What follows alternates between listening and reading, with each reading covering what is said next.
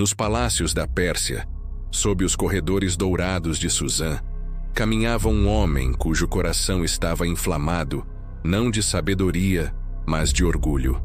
Amã, o Agagita. Elevado pelo rei Assuero ao mais alto posto do império, ele não suportava que um só homem não lhe dobrasse os joelhos. E esse homem era Mardoqueu, o judeu que permanecia ereto à porta do rei, lembrando ao mundo que a reverência pertence apenas ao Eterno.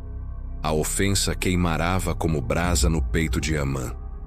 O silêncio de Mardoqueu diante de sua glória transformava-se em ferida aberta, que nenhum título, nenhuma riqueza e nenhum aplauso da corte podiam cicatrizar. Seu coração endurecido se encheu de desprezo, não apenas contra Mardoqueu, mas contra todo o povo judeu, pois quem ousava desafiá-lo deveria ser eliminado até a raiz, para que jamais sobrasse memória ou descendência.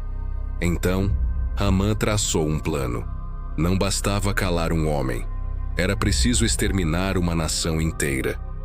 E com lábios enganadores, aproximou-se do trono de Assuero. Falou de um povo disperso, diferente em seus costumes, que não obedecia às leis do rei. Falou de ameaça, de desordem, de deslealdade.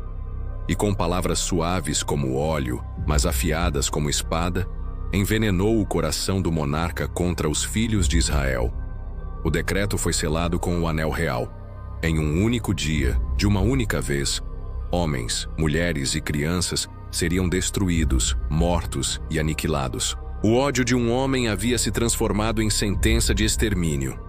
Enquanto os mensageiros corriam pelas províncias, espalhando a ordem de sangue, Amã se assentava com o rei para beber vinho, e a cidade de Suzã, perplexa, mergulhava em silêncio sombrio, incapaz de compreender a sombra.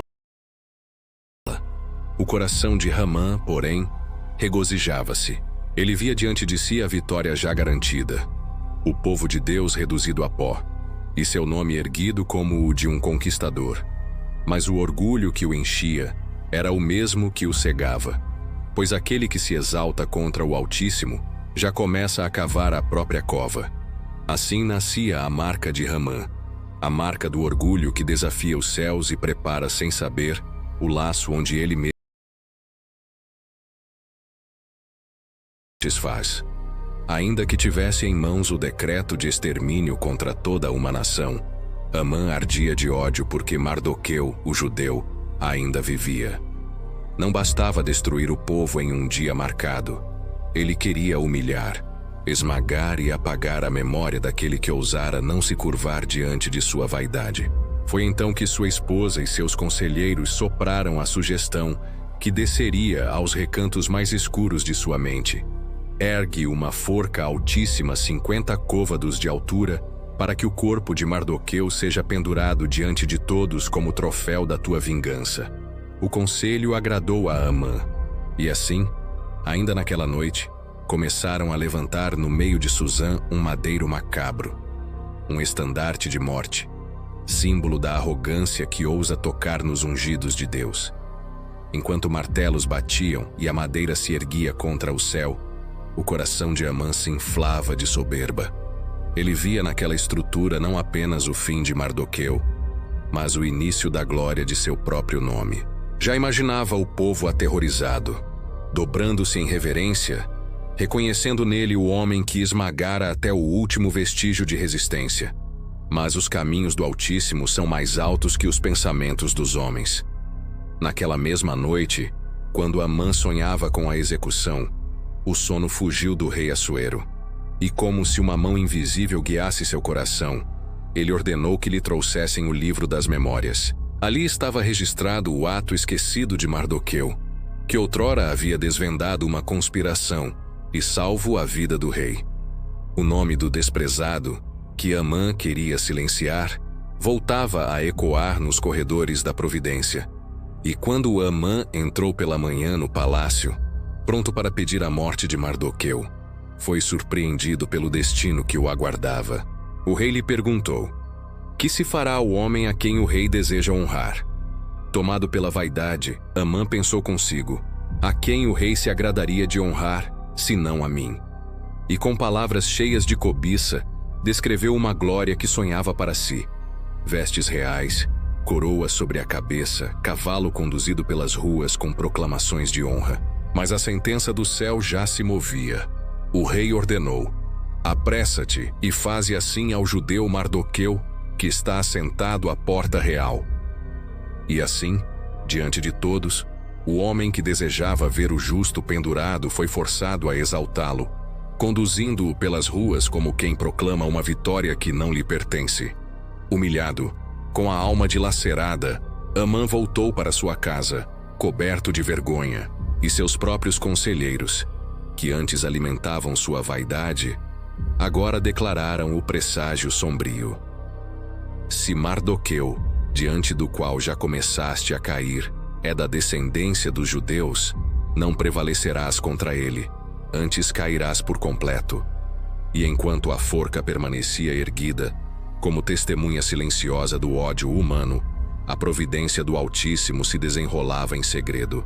Aquele que queria levantar-se contra o povo de Deus, já caminhava sem perceber para o laço que ele mesmo preparara, pois a justiça divina não apenas resiste ao soberbo, mas o faz tropeçar em sua própria obra.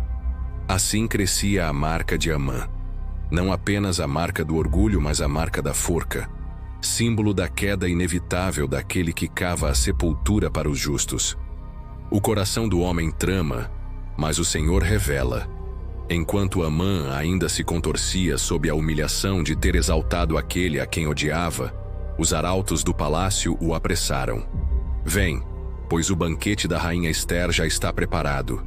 Ele se ergueu, disfarçando a vergonha com seu manto, e entrou nos aposentos onde a sorte final seria selada. Ali estavam o rei Assuero e a rainha, cuja beleza era apenas sombra diante da firmeza com que carregava o peso de um povo condenado. O vinho corria, mas a tensão pairava como nuvem de tempestade. Pela segunda vez o rei perguntou: qual é o teu pedido, ó rainha Ester? Até metade do reino te será concedido. Foi então que a verdade irrompeu como raio. Ester declarou que sua vida e a de seu povo estavam vendidas à destruição. E com voz firme, denunciou o adversário. O homem, o inimigo, o maligno, é este, Amã. O palácio tremeu. O sangue fugiu do rosto do inimigo, e a máscara de poder que vestira caiu por terra. O rei, tomado de furor, levantou-se do banquete e saiu ao jardim, tentando conter a tempestade que rugia dentro de si. Amã, agora desamparado, caiu aos pés de Ester, implorando por sua vida. Mas até no desespero revelou sua vileza, pois não buscava arrependimento diante de Deus, apenas a preservação de sua carne. Quando o rei voltou e o encontrou prostrado sobre o leito da rainha, o destino se fechou como uma porta que não mais se abre. Acaso também forçarias a rainha em minha presença nesta casa? A palavra real ecoou como sentença eterna. E tão logo as palavras saíram de seus lábios, os servos cobriram o rosto de Amã. Pois aquele que perde o favor do rei, perde também a luz da esperança. Foi então que a providência mostrou o fio oculto de sua trama. Um dos eunucos disse: eis que na casa de Amã está a forca de 50 côvados de altura, que ele preparou para Mardoqueu, aquele que falara bem a favor do rei.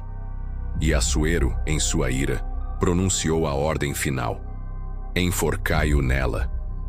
E assim, diante de todos, o inimigo dos judeus foi levado à mesma forca que ele ergueu com suas próprias mãos. O madeiro, que deveria carregar o corpo do justo, tornou-se o trono da vergonha do ímpio. Ali, suspenso entre a terra e o céu, Amã se tornou o sinal visível da justiça divina. O homem que cava a sepultura para o justo, cairá nela. O que prepara laço para o inocente, será enredado em sua própria armadilha. O silêncio que se seguiu à sua morte não foi de paz, mas de juízo, pois a memória de Amã não desapareceu com seu corpo. Sua marca ficou gravada como lição eterna. A marca da forca, o destino daqueles que se exaltam contra o povo do Altíssimo. E o madeiro erguido contra Mardoqueu se tornou testemunho contra Amã. uma lembrança sombria que atravessaria os séculos, proclamando que não há poder humano capaz de frustrar os decretos de Deus. A arrogância pode erguer forcas, pode decretar mortes, pode parecer invencível diante dos olhos dos homens. Mas no tempo determinado, o Senhor revela o fio oculto da história, e a justiça cai sobre a cabeça dos soberbos. Assim se cumpriu o destino de Amã. Não morreu apenas como um inimigo derrotado, mas como um sinal eterno, marcado pela sua própria ruína. Sua memória foi selada não na glória que buscava, mas na vergonha que ele mesmo construiu. Pois aquele que vive pela soberba se tornará prisioneiro de sua própria obra, e sua marca não será de vitória, mas de queda. E até hoje, o nome de Ramã ecoa como advertência, a marca da forca que ele mesmo preparou.